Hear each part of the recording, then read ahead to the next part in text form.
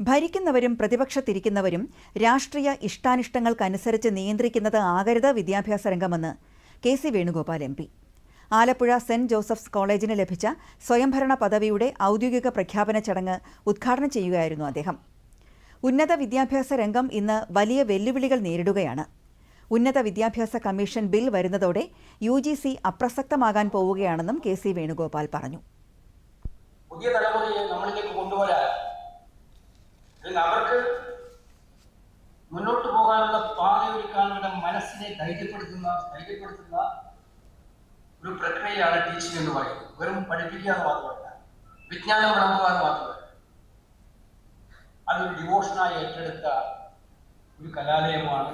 നിങ്ങൾ എഴുതിക്കൊണ്ട് നിങ്ങളെ മുഖസ്തുതി പറയുന്നതാണെന്ന് ധരിച്ചിട്ട് എന്നോട് പറയണ്ട. ഞാൻ സത്യസന്ധമായിട്ട് പറയുന്നതാണ്. ഇതൊക്കെ വിദേശത്ത് സഹായം വാങ്ങിക്കും, ഉള്ളവർ സഹായിക്കും. നമ്മുടെ ദരിദ്ര രാജ്യമാകുന്ന കാലത്ത് നമ്മളെ സഹായിക്കാൻ കേരളത്തെ ഉന്നത വിദ്യാഭ്യാസത്തിന്റെ ഒരു ഹബ്ബായി മാറ്റാനാണ് സർക്കാർ ശ്രമിക്കുന്നതെന്ന് പരിപാടിയിൽ പങ്കെടുത്ത ഉന്നത വിദ്യാഭ്യാസ വകുപ്പ് മന്ത്രി റോജി എം. ജോൺ വ്യക്തമാക്കി.